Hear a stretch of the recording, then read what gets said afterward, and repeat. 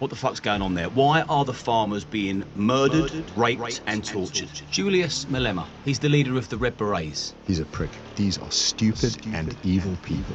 They have looted the country to death. We have gone backwards in every single metric. When we are accused of being colonists and settlers, that's absolute bullshit. King Shaka of the Zulus, he was a murderer, rapist, pillager, throwing people off cliffs. Murderer, rapist, pillager, throwing people off cliffs. My guest is Rob Hersov, a South African billionaire businessman and a political activist.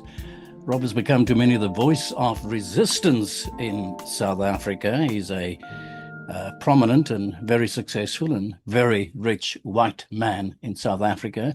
It's an endangered species, I imagine, who has dared to make his voice heard in South Africa. He's been described as one of the few voices from South Africa's business elite who is unafraid to take strong and often controversial positions. Rob, with that, welcome to the program. Thank you, Johan. Let's start at the beginning, Rob. I became aware of you, I can't remember, a year, 2, 3 years ago. I'm not quite sure. I think it was after a biz news conference or something like that. I sat here in my apartment in Amsterdam and I saw this guy using pretty strong language, controversial at the time, I would imagine. And suddenly, out of the blue, Rob Hersov appeared. I call on Cyril Ramaphosa to resign, and I call on your cabinet of clowns to resign now. And let's call on all good and decent people in this country to register and vote out the ANC. ANC, VOETSEK. Thank you. Just give me an idea of how did that happen?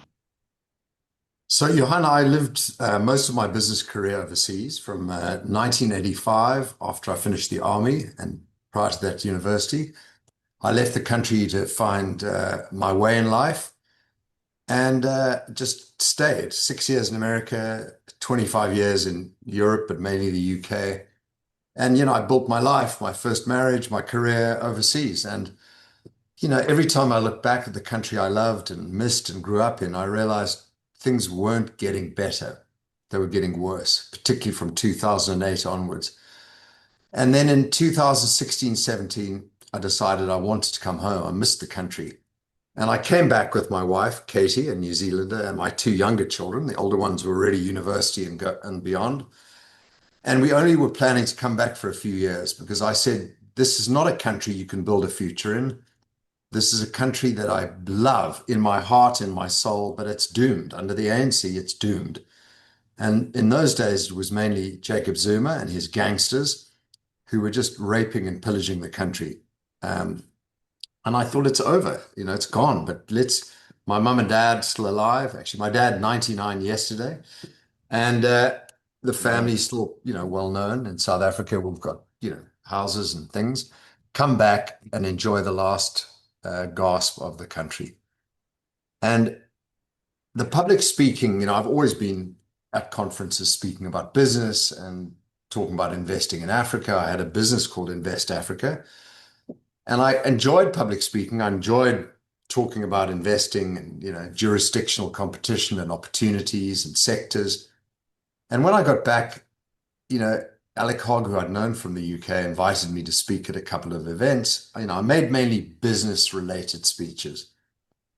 And then one day, that fateful day in the Drakensberg at a business conference, what was in my heart came out. And it was a pure anger and frustration at what this country could and should have been, but what has happened to it. And the fact is that the ANC's 100% responsible for this destruction of our economy, the undermining of our democracy, and the fact that so many young people have either left the country or have no real hope, no real future. And that began a fateful path of mine in political activism, capitalist activism, and public speaking, which has had as much downside as it has had upside. And I wouldn't call it upside. I just call it looking in the mirror and thinking, I have made an effort, I've done something I didn't need to do, and I've moved the needle. Yeah, yeah. I just want to. I know I watched an interview, and you called yourself the accidental activist. You've just told me the Yeah. story now. It's my job to be a devil's advocate and to be a little bit cynical, if you don't mind. I watched quite a few of your interviews. I read a little bit about you. You're a smart man. There's no doubt about that, and you're a man in a very, very powerful position as well. I read you worked for Rupert Murdoch. My question is the idea of the accidental activist.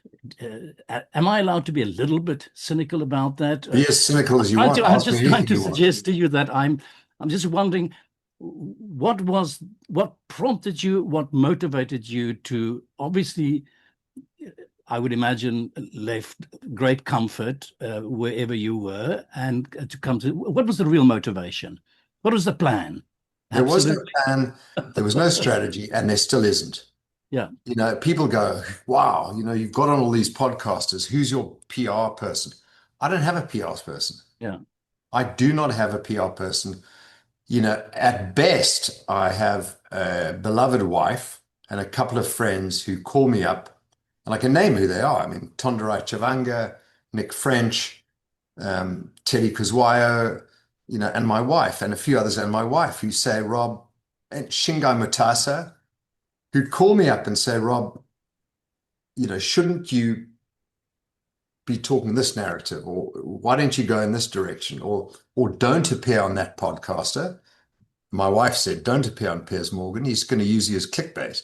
I was dead keen. He invited me. I was dead keen to be on Piers Morgan. My wife said, forget it. He gets four people, two against two, doesn't give you a chance to speak, and he just creates clickbait for views. And I backed down from that. So I don't have PR. I don't have advice. I don't have a plan. All I have is in the back of my mind, I am sick and tired of driving down the street, seeing people begging, seeing people struggling, reading about farm murders, reading about rape, reading about people getting robbed, reading about how well other countries are doing or how Javier Milei is fixing Argentina, and looking at these morons and criminals in power in our country, in the ANC, destroying this beautiful country. And I get angry and frustrated, and I speak out. And that is all it's about. It has nothing whatsoever to do with a plan or strategy, and there is no upside. There's no financial upside. There's no political upside. You can be as cynical as you want. And that is the truth of it. Every day my wife says, please, won't you take a break? Won't you step down? How are you benefiting from this? I'm not. Yeah. My cynicism is not necessarily negative, because there's a part of me and I will confess this, that you're a powerful speaker. What you've done has really made a huge impact. I sit here 12,000 kilometers away from South Africa, and like you did before, I also follow events in South Africa. But you really popped on the screen and became a very powerful presence, and so for the rest of South Africa.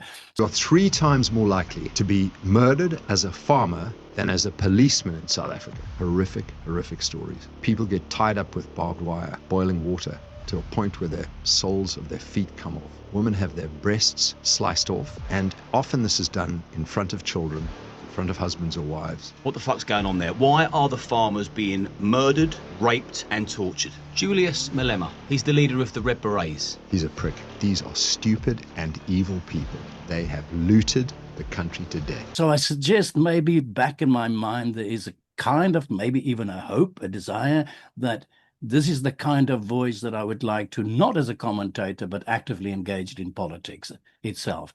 Is there any chance for that? Is there any part of your thinking that may move that direction to actually directly, actively getting involved in politics itself? None whatsoever. Let's talk about politics. Politics is, where would I go? Would I join a political That's a good party? question. Okay, so one, would I join a political party? Mhm. Well, which political parties do I admire? And all have weaknesses. Mhm. I admire the Democratic Alliance. There are certain people in the DA that I think are superb. I admire the Freedom Front Plus and Corne Mulder. I admire Gayton McKenzie, and I've taken hits and hits and hits for saying that I think he's a good guy. You know, I like Velkuseni Tlabisa of the IFP. The rest of the parties, you know, Musi Maimane, great guy, but he doesn't have a political party. You know, Songezezu Zibi is pathetic. You know, he's a kind of ANC light. The rest are evil or monstrous. So, you know, who would I join? I wouldn't join the DA because, you know, even if they made me head of the DA, the replacement of John Steenhuisen, I'm too much of a maverick. I can't sit boxed in by rules. I say what I believe is right. I do what I think is right, and I shoot from the hip. And you can't do that in the DA. The Patriotic Alliance is Gayton, you know, and I'm never going to be a number two. I'd rather back him and let him run with it. And Corne Mulder is superb. I'd never be as good as him, frankly. So, one, join a political party, ain't going to happen. Two, start a political party. Well, then, you know, what do? I, you know, have to get guys to run for municipalities. You know, they're better people at doing that than me. Really are, you know. I'd rather put my effort behind the three parties I've mentioned. And the other one is, you know, stand as a member of parliament. I mean, you know, I think I'm bigger than that, frankly. You know, I think I'm sitting in as a member of parliament with one tiny voice amongst X hundred. What impact do I have there? Yeah. You know, if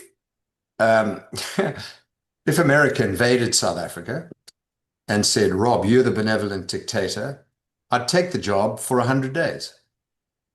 I'd take the job for 100 days and I'd turn this country around and then hand it over to democracy. I want to, let me follow up right there now, because I had a chat the other day to, and that's the only role I'd take. I had a chat the other day to Colonel Chris Wyatt, and he was suggesting that that's the kind of backroom talk that he would like to have of the ANC, to say you're going to have to do A, B, C, otherwise, you know, we've got the big ships, we've got the big guns, and so on. But you know, I said if they invade the country, you'll take up the post for 100 days. Hypothetically. What would be the things that you would do first and foremost in those 100 days? I'd reduce the number of cabinet ministers from 32 to 20. Mm-hmm. I'd merge some of the ministries and I'd get rid of others. You know, why do we need a ministry of women? What the hell does that lunatic moron ANC person do? You know, so I'd reduce the number of cabinet ministers. I'd get rid of all the DGs. Some of the DGs, by the way, are very good. I'd replace the ministers with them. And well, why would you do that, Rob? Sorry to interrupt. What is the motivation behind removing that? I know that we've got probably the highest number of... Everybody's got secretaries and security guards and drivers and blah, blah, blah, blah, blah. These are people, non-productive people. So it's cost you're talking about. Massive cost. Mm-hmm. Secondly, I'd set up a minister of deregulation. Mm-hmm. You're not allowed to introduce one law unless you get rid of three, and massively reduce the regulatory burden on this country, mainly on small businesses and business owners. I would immediately repeal expropriation without compensation, black economic empowerment. Both of those laws are theft. It's simply theft. So I'd get rid of EWC, get rid of BE altogether. Okay. I would privatize almost all the state-owned enterprise. Some of them I'd do public-private partnership, but the private partner would have more than 51%. They would run the businesses. And their job would be to cut cost, cut waste, get rid of cadres. Anyone who calls another person comrade is fired. Calling a person comrade is a fireable offense. Because you've got to be a moron, communist lunatic from a Soviet background to even call someone a comrade. Snort clap, fired. I would, obviously, ports and airports and things like that, I'd privatize the hell out of them and bring in the best operators in the world. And I would keep the social grant as it is. Because what I want to do is, you can't, people that are desperate, people that are dependent, need to not be dependent on the state, but need to be helped to get jobs. And my cost-cutting measures, my efficiency-focused measures, my productivity-based measures, my merit-based measures would create immediate economic growth. And economic growth lifts all boats. Yeah. And more, if we can get back to 3.3 to 5% economic growth, adding 4, 5, 600,000 jobs a year, people then come off the social grant, come off dependency, and are employed and have dignity. And that's what I want for this country. I want people to have opportunity and people to be able to get their dignity back, because the ANC's taken that away. You know, there are a lot of other things I would do in the medium term and the long term, but those are the short term, and they'd have an immediate positive impact. Look, there'd be a number of people unemployed, but those would mostly be the communist cadre, comrade morons that you want to get rid of anyway, who've been producing and delivering nothing for the country. Those would be my first steps. After 100 days with that momentum in place, I hand back the government to democracy. And that democracy would hopefully be a political organization made up of the DA, Patriotic Alliance, Freedom Front Plus, IFP, and the remnants of the ANC. If there is such a thing as a good ANC, which I think is a tiny group of people, you know, the more capitalist, Judeo-Christian members of the ANC, the ones who actually get up in the morning and want to work, want to create, and want to do the right thing for the country. It's probably 5% the ANC. Yeah. Yeah. That would join this group in. Yeah. And that would run the country going forward. And we would move up the rankings on all the different metrics, education, employment, health, whereas at the moment we're just plummeting.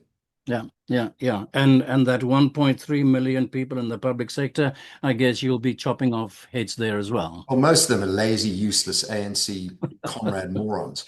You know, clap them, cut them, tell them to piss off.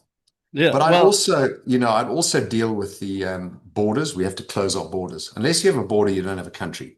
And the ANC's just let everyone flow in, take jobs, take opportunities, tie up our health and education services. And it's upsetting people. People are not happy about it. If you're an illegal foreigner, you need to leave. It's not, I mean, illegal foreigner. Just listen to that word, you know? Yeah. Amahambe. Okay. Yeah. Well, it all sounds good. It's not going to happen because in the real world, it doesn't really happen like that. And I want to go into some of those subjects. But before we get there, you mentioned Gayton McKenzie. Once again, I'm a little bit cynical here now. How's it going with Gayton McKenzie and the K word or C word? What is happening?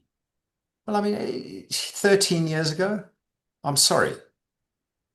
Are you going to be judged by the sins of 13 years ago? Aren't there bigger issues in South Africa to worry about than Gayton and Ronaldo Gous, who's I'm a huge fan of his. Both of those I'm a huge fan of. And all it is the leftists, the evil leftists, and the ANC trying to distract us. What are the issues in this country? And we don't need a wanky national dialogue to talk about it. What are the issues? It's so easy to identify what the important issues are in this country. Education. We have zero education going on. We have massive amount of money spent, idiots being graduated if they graduate at all. Security. People need to feel safe at work, at home, and traveling between the two. Okay, and that doesn't exist. We need opportunity for employment. And we know exactly what the most important issues are. And it's not using the K word 13 years ago. Move on, okay? Ronaldo, naughty boy, forgive you, move on. Gayton, naughty boy, forgiven, move on. These are non-issues. And Gayton is one of the good guys, okay? Whatever people say, they congratulate me and then they criticize me for Gayton. I stand by him. He is a capitalist, pro-rule of law, pro-economic growth, pro-Judeo-Christian, pro-God, pro-Israel.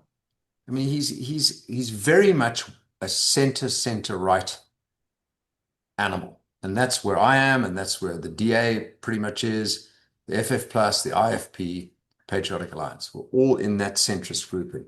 And he'd be an important leader, you know, with Corne Mulder, with Velkuseni, in fixing this country. And Gayton's got one positive that the others don't have. He is decisive. He knows how to get these things done. He's not afraid of Malema. He's not afraid of the wit gevaar, swart gevaar. It's all rubbish, that. And he's prepared to make decisions quickly. Before May 2024, he studied Singapore and the death penalty in detail. He can talk in detail about whether it works, does it work, how it works. He studied El Salvador in detail, how they went from the murder capital of the world to the second safest country in North and South America after boring Canada. El Salvador. I mean, he jailed all the gang members in one long weekend, like 90,000 of them. He can do it here. Gayton can do it here. Mm-hmm. And he's a believer in Bitcoin, which is an extraordinary libertarian, decentralized finance way to look at the world. But he's a man that has a soul, A man has a soul. He's tough, decisive, knows how to fix things, but there's compassion there too. So people in the comments, you can slam me as much as you want about Gayton. Watch this space. Yeah, I'd like to know what is his conclusion about the death penalties. This is a matter of interest. He believes in the death penalty for murder, for rape. He believes in it. He says it's the ultimate deterrent. And all the pussy lefties are going to say, oh, what if you get something wrong? Well, there's a whole judicial system to make sure things aren't, we have to fix judiciary. Things don't go wrong. But he believes you kill someone, death penalty, pal. Okay, that's Gayton McKenzie, the national. My view on that is don't make an election issue, make it a referendum issue. Have a referendum on that. Have a referendum on, there are a lot of things that should be referendum issues and not parliamentary and election issues. That's one of them. Yeah. Well, just in terms of that, Rob, so with that, you're also saying to me, and that's what I take out of this, is that you talk about in terms of crime in South Africa, and it's out of control. There's no doubt about it. It is, it's horrifying. You cannot even describe it in words. I take it that your approach to it also will be, i.e. death penalty, harde aanpak, in my language. Am I saying it right? My view is take a business that is collapsing, that's falling apart. When that happens, businesses either go bust, which a government doesn't do. I mean, governments they don't go bust like businesses do and disappear. But they either go bust or they get restructured. And the best restructuring people are turnaround specialists. What does a turnaround specialist do when a company is in free fall? They come in, buy the company for 5 cents on the dollar. Okay. They go to the equity owners and say, you've got a stub of equity or none of equity, and I'm going to try and do my best to get you some money back at the end of the day. So they go to the debt holders and say, you're not going to get repaid for 3 years. So forget interest. We'll shelve your debt, put it aside. Okay, so they got equity sorted out, debt sorted out. And in their very first week, they fire the management that have been useless, which is usually all of them. And they cut off and close down the divisions that are never going to make money. So within companies, there are different divisions. They have a look and say, this one is never going to make money, or this one's going to take too long to turn around, close them down. Okay. And they strip the company down to its core costs, its core revenue opportunities, and they put in management, or they use the remnants of what's left to run the business. And they run it, we're going to pay you later. You're going to wait for your money. And they turn the business around. It's like catching a falling knife. Now, Milei has done that to the Argentinian economy. He's taken a turnaround specialist approach, and it's working. A year and a half ago, Argentina had 27% inflation a month. It's down to 2% in a year and a half. Foreign direct investments pouring in. The stock market's booming. It's the best stock market in the world, I think, last year. And even though there's short-term pain, the country can be turned around. And the same can be done in South Africa. but not under these, softies, clownies sort of people that everybody's electing into power. You need a tough, hard-nosed, decisive, benevolent dictator, ideally, but in a democracy, you need a decisive man. The least decisive man I've ever met, a man who has no spine, a jellyfish, is Cyril Ramaphosa. What a pussy. I mean, national dialogue supposed to solve our problems. All it is an ANC talk shop made up of comrades, commies, and anti-Semites. I mean, I cannot believe the likes of Bobby Godsall and Robbie Brosen are part of it. They should be disgusted with themselves. They should resign. Bobby and Robbie, grow some cojones. What is supposed to be the idea around this national dialogue, or what is the logic behind it? Because I kind of would have imagined that which we are doing right now is part of a national dialogue. Just the newspapers write. Just read the newspapers, the good ones, not that rubbish like News 24, who are ANC bootlickers, but just read what's going on. Just listen to the public. And read France Cronje's research. It's pretty clear what South Africa needs and what South Africa wants. The national dialogue is a joke. Cyril Ramaphosa's only way to pretend to fix things is found a commission, which then spends billions of rands. 4 years later, comes up with the result, and they do nothing about it. Or create a national dialogue, a wanky talk shop with ANC cadres on it, so they can spend another billion rand for ANC cadres that own hotels, convention centers, supply food, and put all these ponces on the national dialogue that don't represent the country. It's Cyril kick the can down the road strategy. He's a proper wanker, Cyril. Is the national dialogue now something that is supposed to be running for the next couple of months? It will go all over the place. It's going to waste everyone's money and time. And then are we supposed to get a kind of a grand report out of that, and then learn the lessons from the national dialogue, or what? Don't even get me onto it. It's the most pathetic, useless. Anyone who's associated with it should be embarrassed. They should put their names on a gravestone. Said, had a spine, had a reputation, now dead. Well, I got a couple of questions I want to get to, Rob, but I'm on another track right now. You mentioned News 24. You just created the Truth Report, and you made a reference now to News 24. My question is, if it is the Truth Report that I'm talking about, does it mean that Koos Becker and his people are not telling us the truth?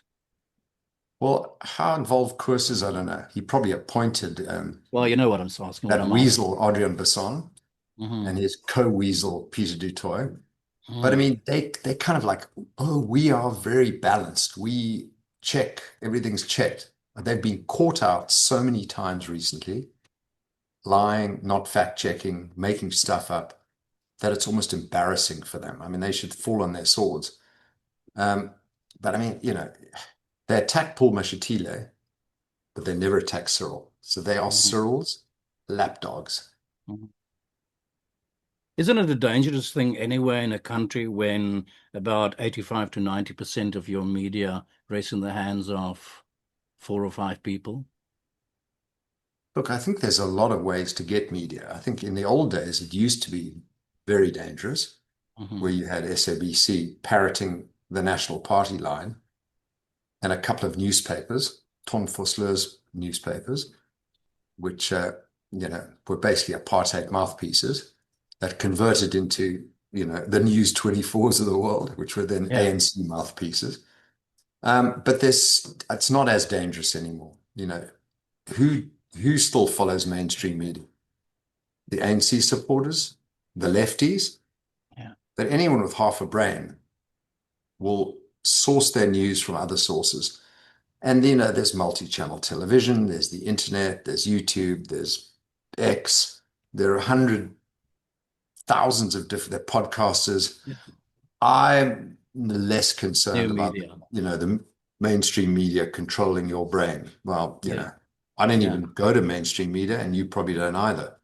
Yeah. No, I am subscribed to News 24. I must admit, I do That's read embarrassing, it. Johan. It is You've gone down embarrassing. a I notch. guess it is. But I've said to somebody from News 24 not too long ago in the 80s, I started my career at the Transvaal, the old Naspers Perskorps.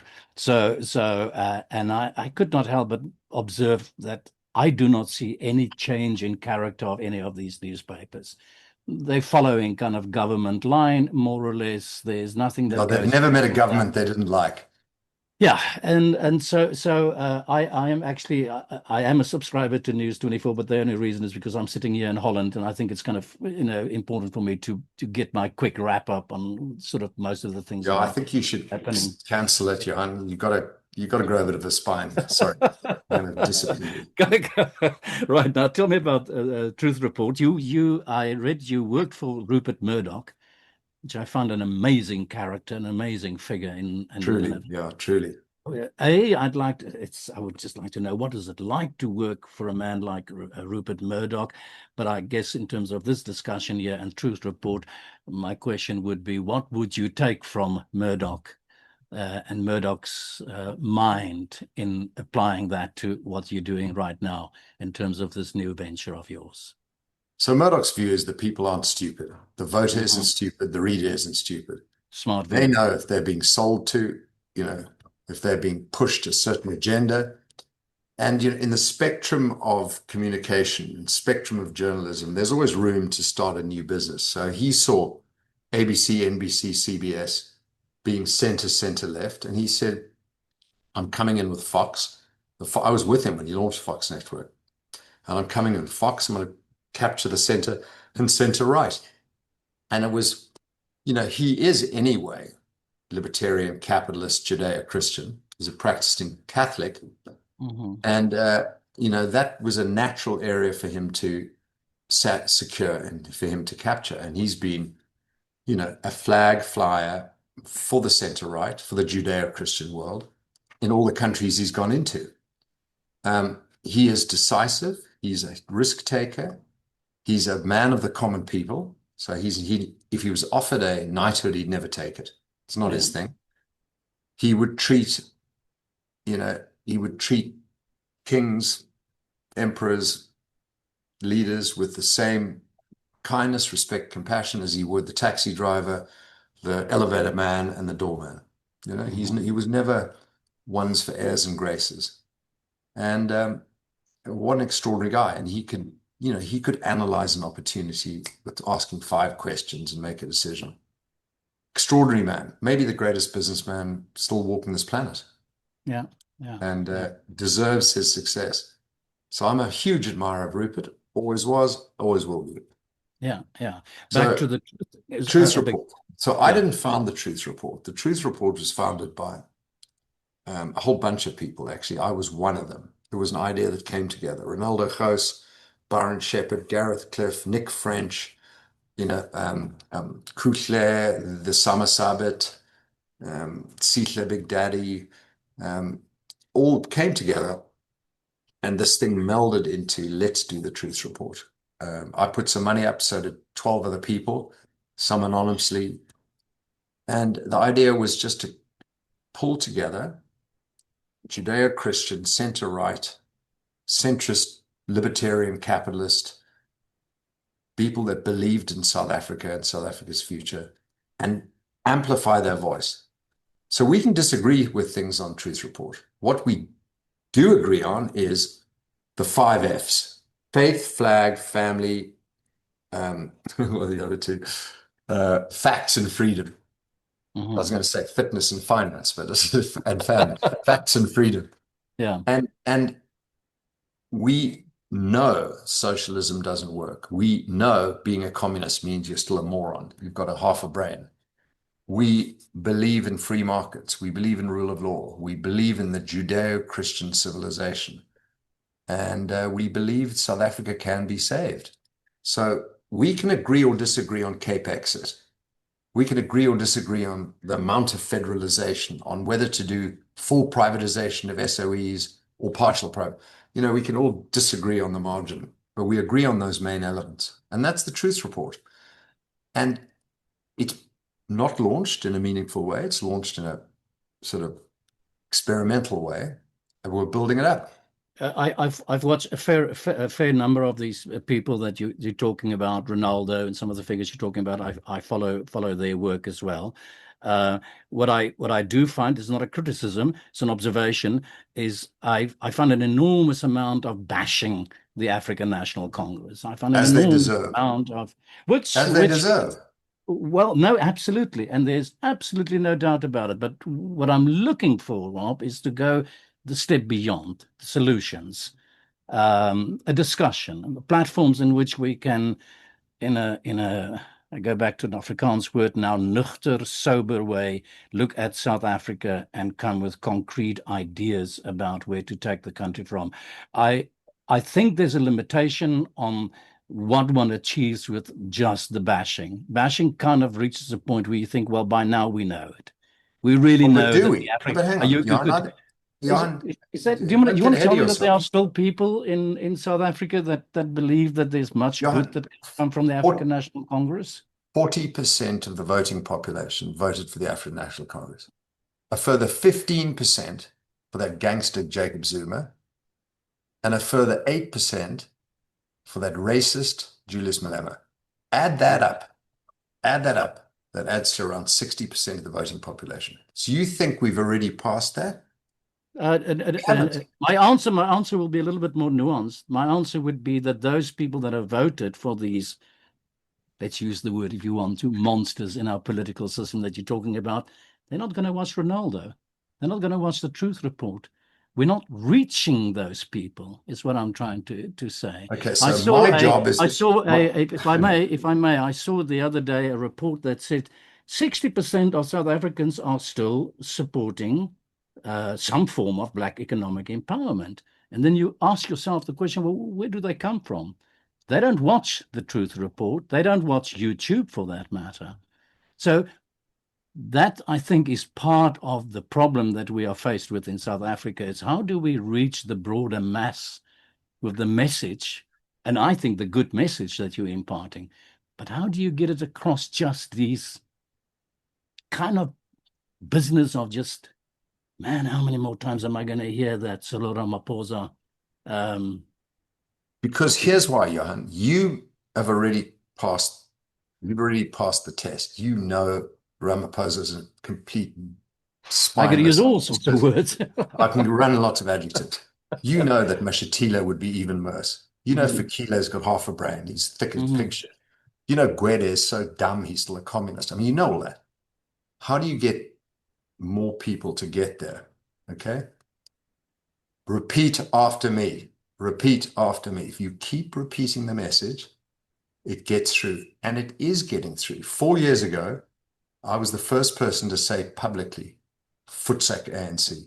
And I got hammered from people. But even the car guard, the lovely car guard that helps me park my car in exchange for 10 Rand or whatever, said, it's disrespectful of the ANC. And I said, well, what the ANC's done to our country is disrespectful. And he gets it now. He's on side. My, cappuccino maker is on side. And you think it, you said a few times and the message is through. Not true. You repeat, repeat, repeat. And is it my job to do that? To fix politics and to get the message to, the 25 million people on social grants to say, you're the problem by voting for these guys. Is it my job to do all of that? I thought the political parties had a role here. I thought the other media players had a role here. I thought civic society had a role here. Everybody, it's like the airline business. The worst part of being in the aviation business, airline business, as I have been in the past, is that anyone who's flown on an airplane thinks they understand the business. They go, Rob, what you should do with this airline, because I owned a third of Air Berlin at one point, what you should do, and then they give me all these suggestions, It's like, just because you've flown a few times doesn't make you an expert in aviation. And, you've been a journalist, so you can comment on how the Truth Report should evolve, okay? but it's not only my job to do this, okay? So Yeah. I believe we have to keep repeating, and I've done it for 4 years. ANC are morons. Anyone voting for the ANC clearly doesn't love South Africa because they're creating this destruction. Look at the destruction. Look at how useless Cyril is. Repeat, repeat, repeat. And guess what? Go into the comments section of almost any decent podcaster on YouTube, and you will see people typing VOETSEK ANC with Yeah. 30, Yeah. 40, 50, 100. Yeah. And unless I'd kept repeating that, that would not have happened. There Yeah. are more and more podcasters saying much the same thing. ANC needs to go. Here are the solutions. And there are more and more black, colored, Indian podcasters, male and female, coming out of the woodwork saying the same thing as I've been saying. Yeah. I believe I've massively moved the needle, but the job's not over. And you haven't seen all my podcasts, but I've done a lot of them where I offer a solution. But how am I going to explain to someone who has no education, Yeah. who's living in a shack or in a hut, who's living off surviving off a social grant? How am I supposed to explain to them how the Constitution works, how voting works, how the economy works? I mean, you're giving me a lot of jobs to do. Yeah. No, I get your point. And what I really sincerely would give you credit for, and I think you've done that, is there's kind of like what you've given us, and I'm an Afrikaner then, is you've given us kind of the courage to say the things that we want to say. I think you talk about when people talk around in the kitchen, or we talk about around the braai. What are we doing? You've given us the courage to say that. So the word VOETSEK, and I don't know if you're the guy behind Gatfall as well, those two words have in fact really made an impact. And they're in the mainstream. It's in the mainstream, and it has given us courage. And I'm really, because if anything, my frustration lies within exactly that, what I'm talking about right now, is that we've been neutered. And then I talk specifically about the Afrikaans people. I spoke to Wynand Boshoff the other day about this. I've spoken to quite a number I've spoken to Ernst Roots about this as well. This feeling of that we have been castrated by Do you know, post-apartheid South Africa. so the Germans for 50 years Yeah. couldn't say a word publicly because Well, they they were to still blame can't. for the They Nazis. still can't. Well, they're getting a bit of spine. The Yeah. Afrikaners are suddenly entirely to blame for apartheid, entirely. And, you know, anyone who has been involved in any way in the ANC has had a moral superiority for 30 years, which they've used unequivocally, unmaintained, unrestrained, you know, hammering Afrikaners with a stick. And I think that's wrong because the ANC, particularly over the last 15 years, has destroyed this country. They've been evil beyond restraint, and the Afrikaners have been cowered into submission, and that needs to change. So Ernst Roots, Ernst van Zyl, Sakelige, AfriForum, the soccer calmers are gaining in strength and gaining in courage to tell the truth. Yeah. And I've gone on all the main black podcasters, MacG, Penwell, DJ Spoo, Sizwe and Pofu Walsh. I'm the only white guy that's been on all four, okay? And they've grilled me. They haven't made life easy. And all four have been extraordinary because they've listened, they've asked questions, they've grilled me. I've come back. And I get all over South Africa, people running up to me, I'm talking black people now, and going, Mr. Rob, can we take a picture? Or thank you for giving us a voice. And it touches me beyond belief. I can understand Afrikaners, Jews, coloreds, Indian South Africans saying, Rob, we are unloved, cowed into submission, minorities, nobody gives us a voice. Thank you for giving us a voice. That I get. Yeah. But for young black people to say thank you for giving us a voice goes to my heart deeper than, because they're also they've also been forgotten. The ANC doesn't care Yeah, about them. yeah. Well, you know, one thing I've learned about the African National Congress, I've been around Europe now since the late 80s. I was foreign correspondent during the transition years. I met the Mandelas and the Mbekis and the Zumas, and they much influence also my thinking about South Africa. But what I found about them is that they have been, in terms of, call it public relations, been a formidable organization. Even back in the times of apartheid, they knew how to sell their message. It's Soviet training. Yeah, it's the Soviet playbook. Unbelievable. So they've actually maintained they've had the power of the narrative, and they've kept that power post-apartheid, and it has led to where we are today, and where my struggle is today as an Afrikaner sitting here. You know, I've been away from the country for 35 years, but I'm as Afrikaner as what you can get there. My soul, my identity has remained totally, absolutely centered in the Karoo in South Africa. Bang, that's where I'm from, and that's where I am. And I'm hurt and angry that my people had been kicked the last 35 years to the dust as they had been. And that's why I say thank you for that VOETSEK, and thank you for standing up, and thank you for giving people the courage to do so. What I want to do now is I want to unpack the truth about who I am.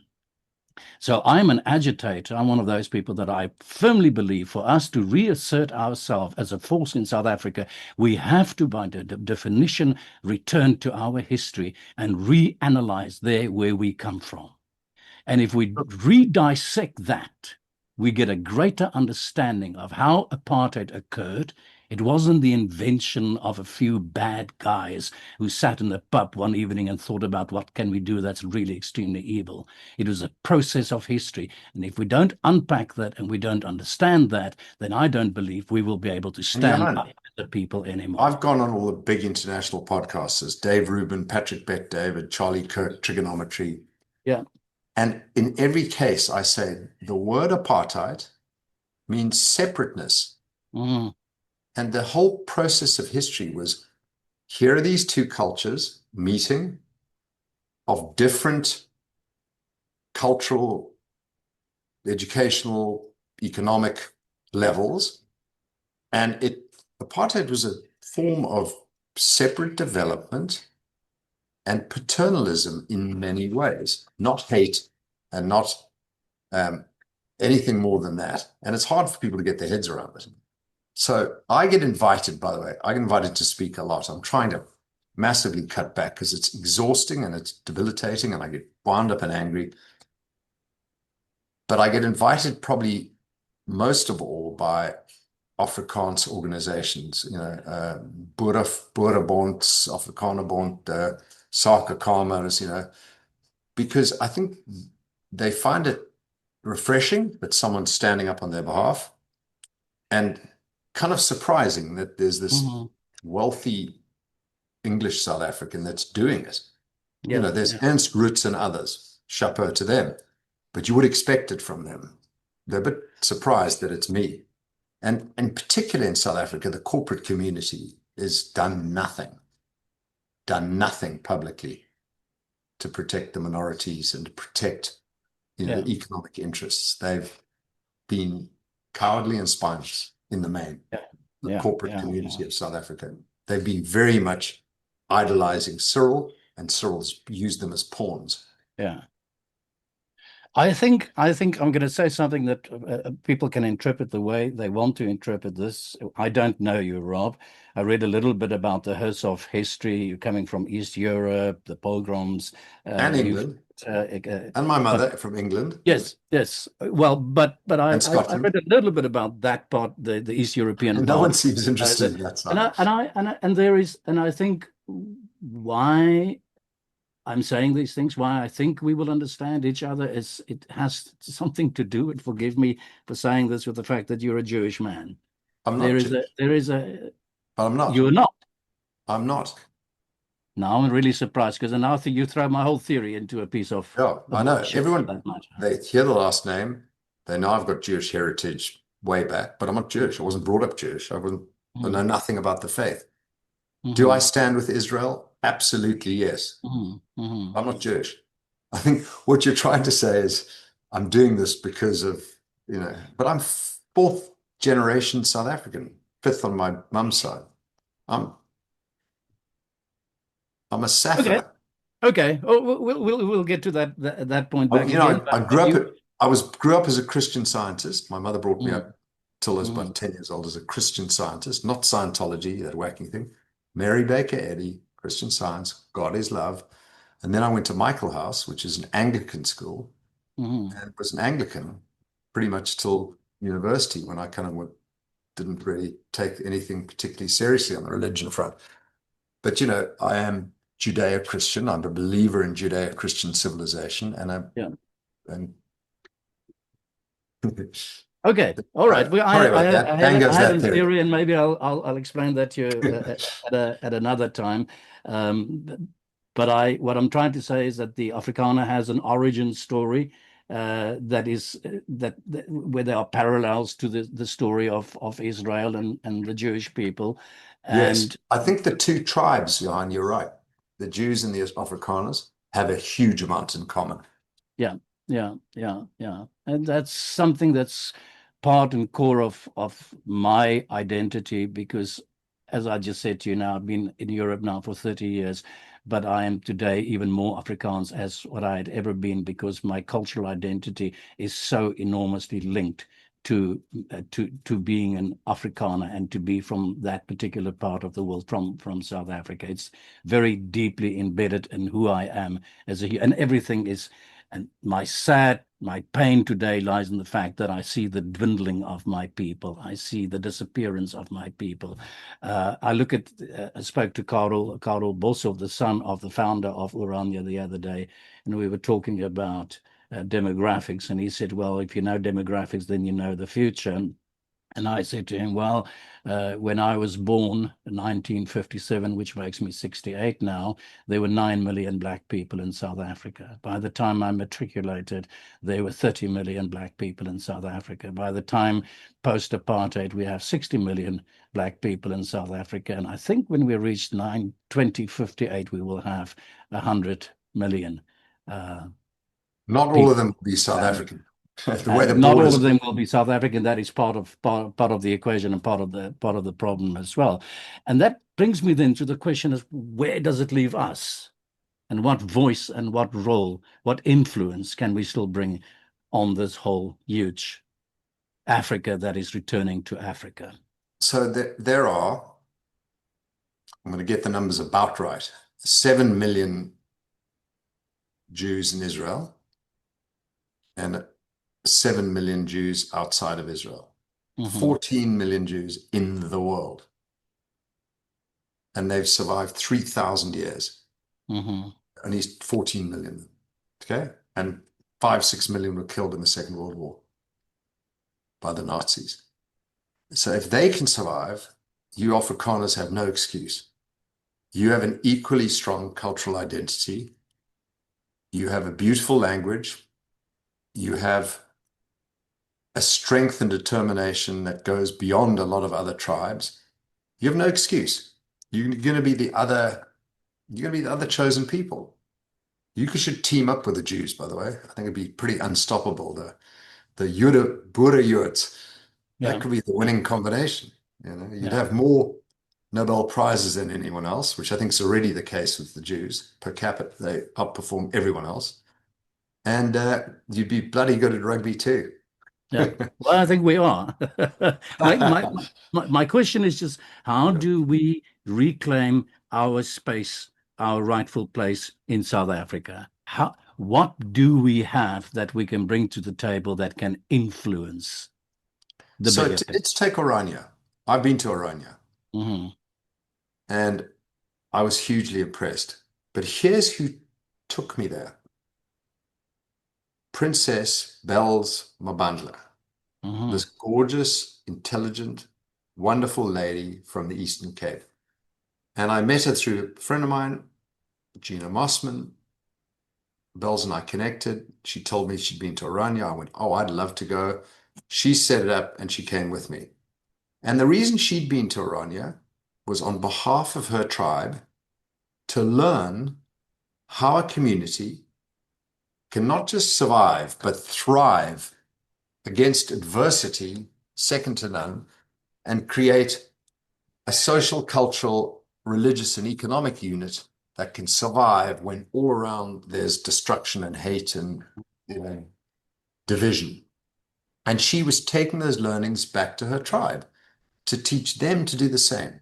And that is how the Afrikaner tribe, you can help educate people on how to be resilient, how to look after one another, how to keep your streets clean, how to stay with God. You've got it all there. And Ernst Roots is right. He said the answer to South Africa is decentralization and federalization.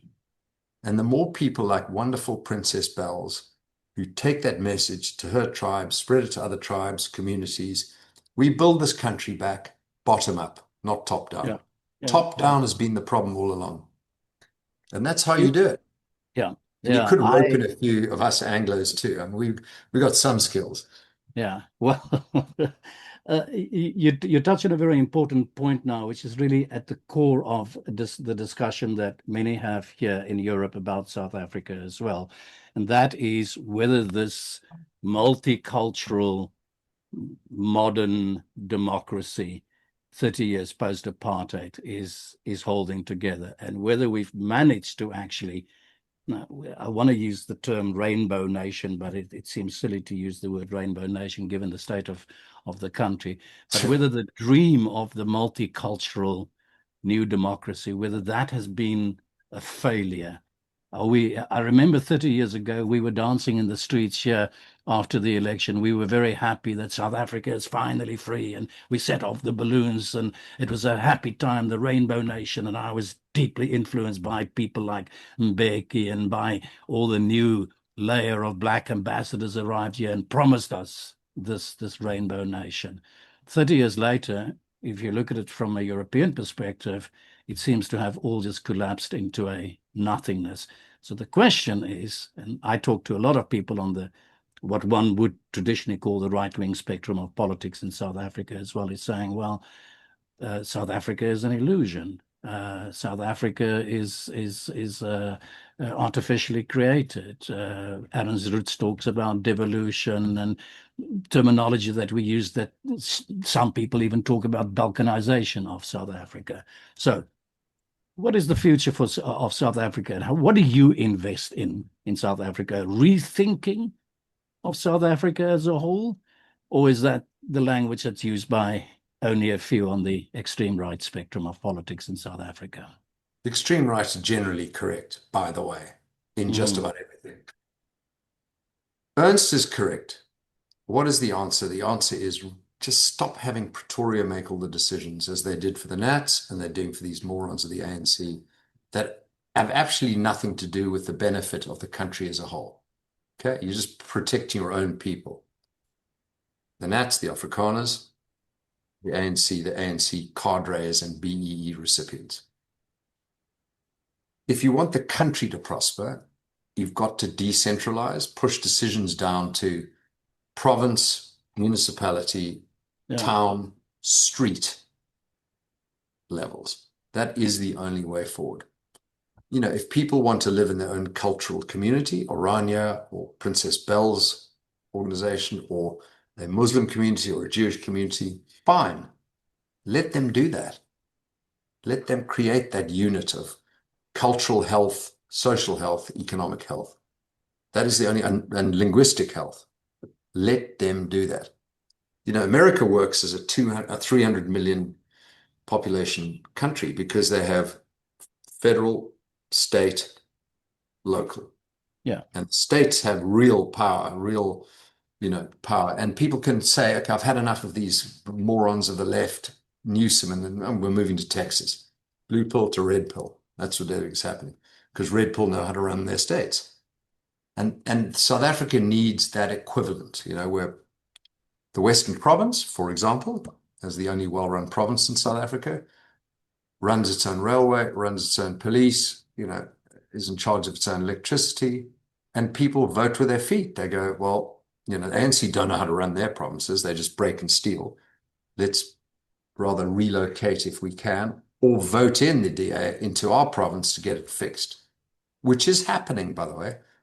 My instinct is that Gogo Helen Zille, who I rate very, very highly, and he's running for mayor in Gauteng, will win because people are sick of the service delivery issue. They go, okay, we're not quite ready to vote DA on the national level, but the DA obviously know how to run and fix things. They're not going to reintroduce Barskap. Let's give Gogo Helen a chance. And I think the DA will get over 50% in Gauteng, and they're going to get quick wins. And what that will show is if you have the right people at the local, municipal, and provincial level, things can work. But you've got to take Pretoria out of the equation. All these Madalas in Pretoria who are just there to break so they can steal, doesn't work. And that's the only way forward. If you look at the World Happiness Index, okay, the World Happiness Index lists the countries you would most likely wish you were born in or could live in. And what are they all? If you look at the top 10, they're all countries under 10 million population, okay, with one language, one religion, one culture. It's not 60 million people with 26 languages and all these weird cultures. That's just too hard. Those big, impossible countries to run, like South Africa, need to be massively decentralized if they're to function properly.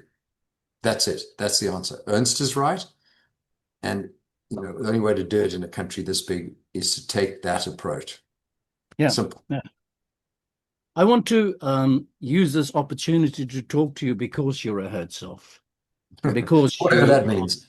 That means because you move in circles that I don't move in, and that the ordinary man doesn't move in, and you've got access that I don't have, and the ordinary man doesn't have. So I want to, if you would permit me that, go a little bit through your own political evolution in South Africa, starting literally with, because I have this idea, and I hope you prove me wrong, that people that are in your position in the world might sometimes be isolated from the problems of little people in the world. Yeah, so, that's legit. I think that's probably 100% correct. It's 100% legit. Yeah. So, I was born wealthy. Yeah. I've never had debt. Mm-hmm. And I've always known that I could take risks because there's kind of a safety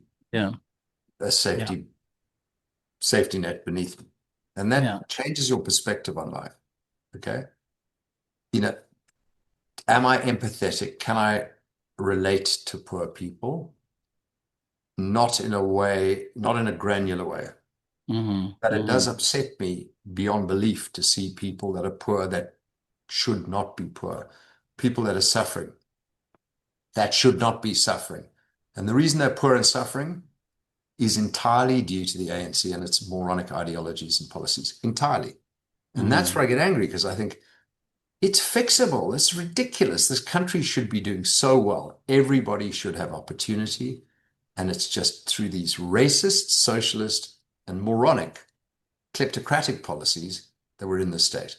So I come at it from a highly educated, privileged point of view. Yes, true. But because I'm wealthy, fortunate, I don't have to say these things. Tell me anyone else in this position that's taking this sort of personal, financial, reputational risk. No one. Yeah. I speak to a lot of them and say, why don't you get onto a few podcasts? Why don't you write an article? Why don't you just, what you've just said to me, I'll take videoed. It's so perfect. No. I'm too scared of putting my head above the parapet. I go, why are you too scared? Is it security? Is it to lose licenses, lose opportunity? They're scared. Everybody is scared. Yeah.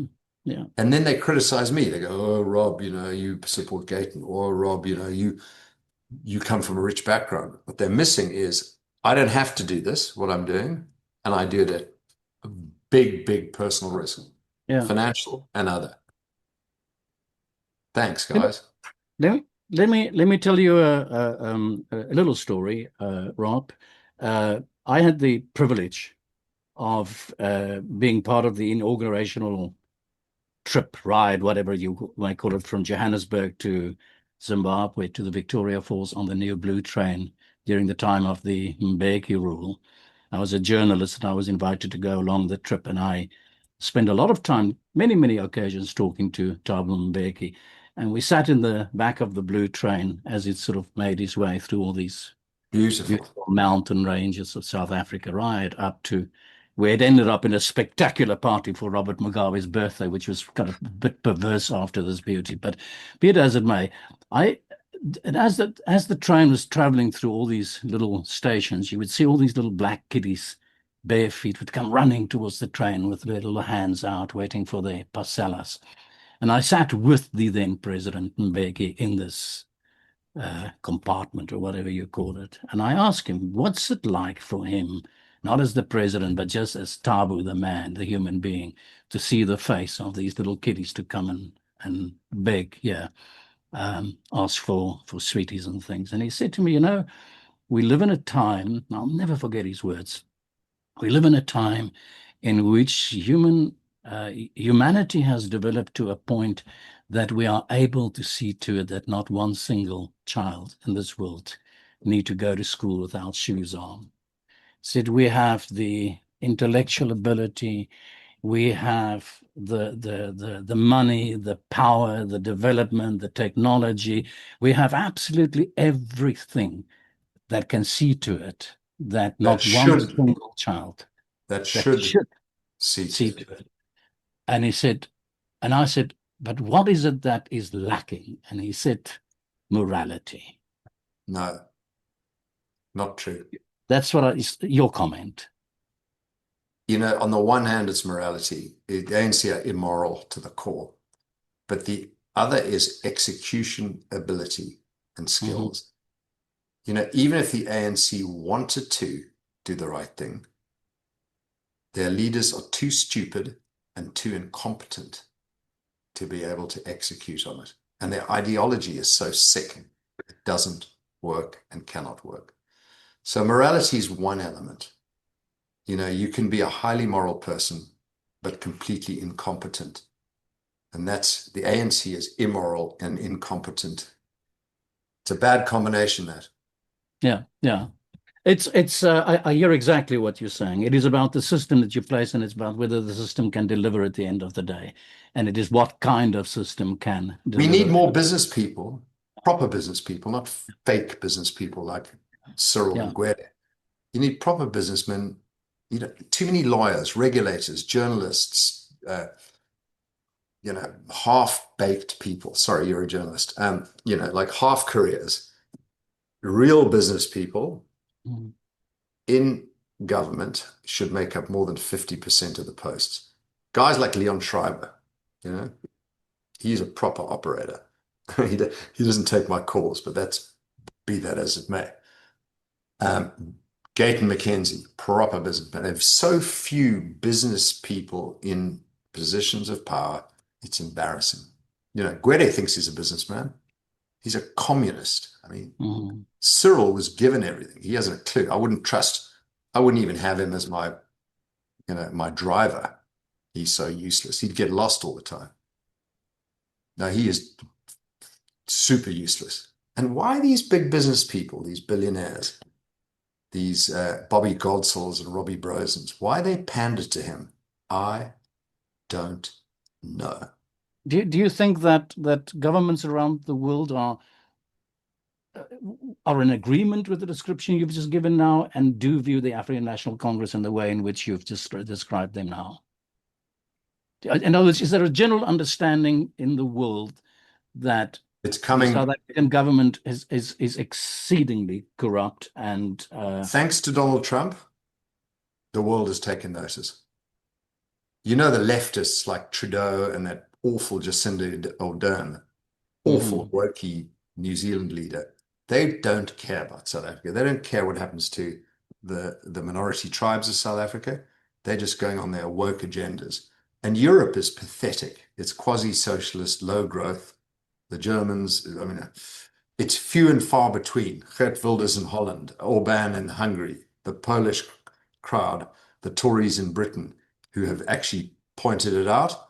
But individually, they've been too scared to say boo to the ANC until Donald J. Trump came along. He's had enough. Yeah. And why does Donald care? Why does he care about South Africa? Well, There is a strategic element that you get South Africa right, Africa can be improved or fixed, or it can benefit. So there's a strategic element of keeping China and Russia, less so Russia, but China out of the grasp of the ANC. There's that strategic element, he gets it. But there's also Gary Player. If we have to thank one human being, one person, it's Gary Player, because he has been a friend of Donald Trump for 30 years, and he almost alone has said to Donald, things are not right in South Africa. If you come to power, please take notice and do something about it. And then that message has been amplified by a lot of extraordinary people, you know, David Sachs, Elon Musk, Ernst Roots, and I suppose me, by going on to the American podcasters and telling the story that most Americans had never heard. And we need to reinforce that, as you'll be doing in Holland, no doubt, and in Europe with this podcast. Yeah, well, I'm not so sure if the Dutch are very receptive to my message, to be very honest with you. Just very briefly, I think we're really running out of time here. If you are to diagnose the patient in South Africa, being the African National Congress, how much of it is corruption? How much is incompetence? How much is ideology? It's 100% corruption, 100% incompetence, and it's 30 to 50% ideology. They are completely corrupt at the highest level, and they are completely incompetent. If they wanted to fix it, they wouldn't know how. So those are absolute. I think there are a number of people in the ANC that don't care about ideology. They just care where the next dollar or rand is coming from. If Iran's going to pay them, they'll be pro-Iran, which they are now. You know, if they can steal money from the German Greens, who are as evil as they are, you know, as the ANC, they'll take money from the Greens and throw away fossil fuel. You know, they're prostitutes. They're just there to steal, steal. So pay them, they'll do what you want. That's the ideology. There are still, the dead Pravin Gordon. Bye, Pravin. The evil Jesse Duarte, ding dong, the witch is dead. You know, they're gone. They were ideologues. They were anti-Semitic or communist, Pravin Gordon's case, full on. So I think the ideology side is dying because they haven't, this crowd are just there to steal. But before, ideology was probably more than 30, 40%. Yeah. And in their original mandate, it was created by communists and socialists anyway. There's always this underpinning of communism and socialism and tribalism, which is permeated through and been destructive forces. Yeah. Rob, if I'm right, you predicted before the 2024 elections that the ANC will dramatically. Yeah, I said they'll fall well below 50. Yeah. I thought they'd do better than 40%, but I was definitely down below 45.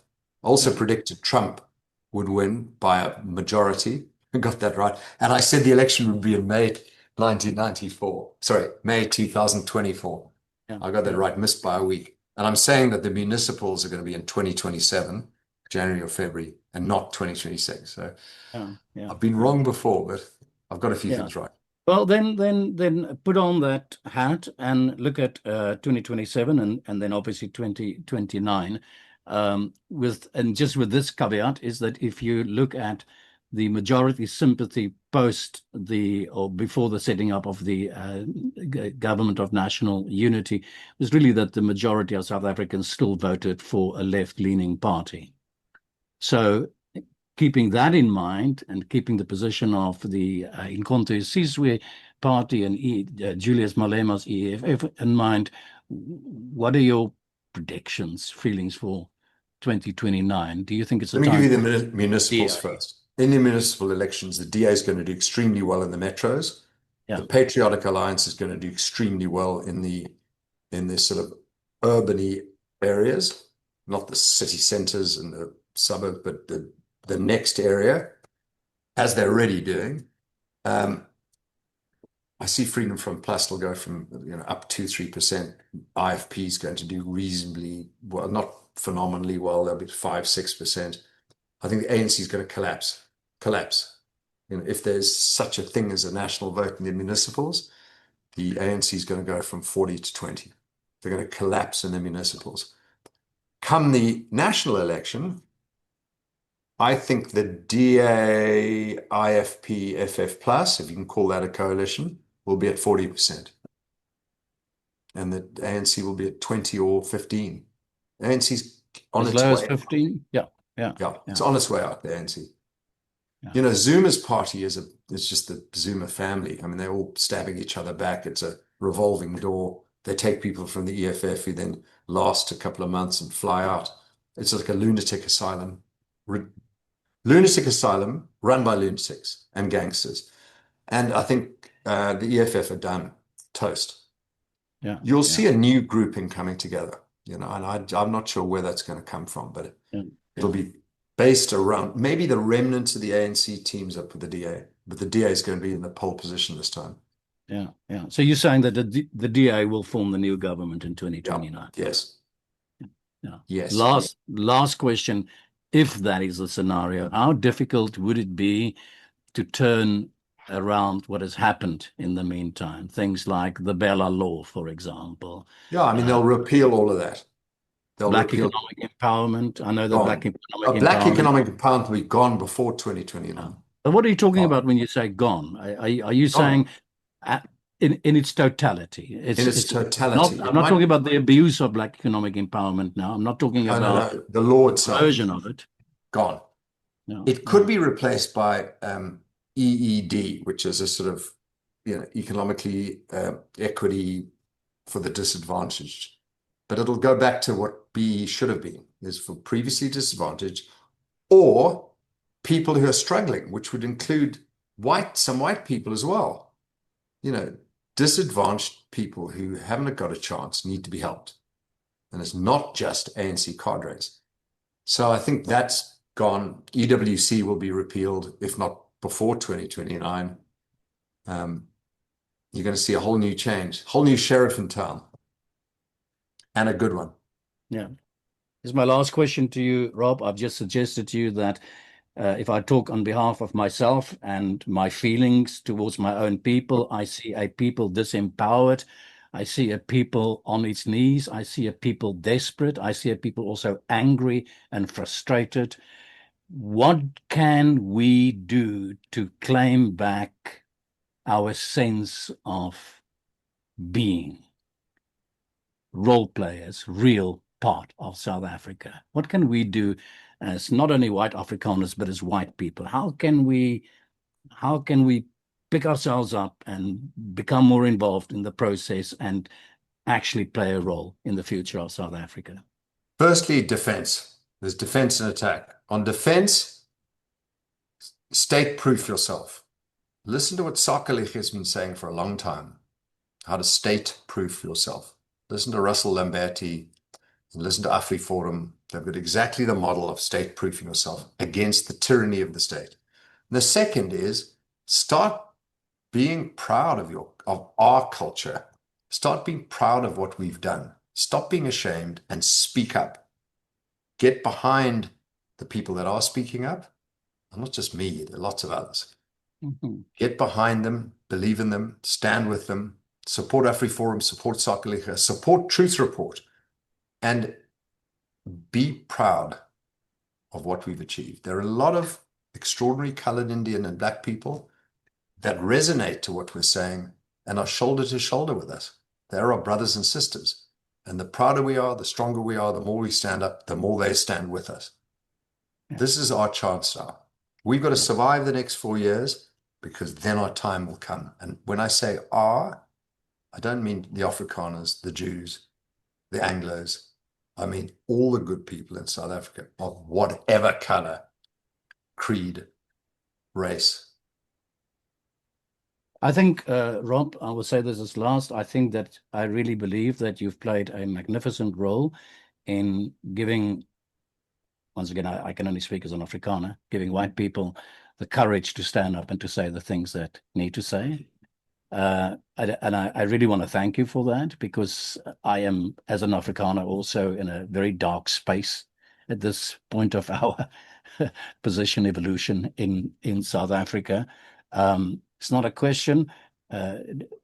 My vision, my mission is to try to undo the, I'll use the Afrikaans word karikatuur, the caricature of what apartheid became in the minds of people, to try to unpack that and to undo that and to kind of rehumanize the Afrikaans people, which I think is central to the future of our country, because I think Afrikaners can play and will play and shall keep on playing a very, very pivotal part in South Africa. And I like to finish with 3 words: die Here, sterkte, liefde.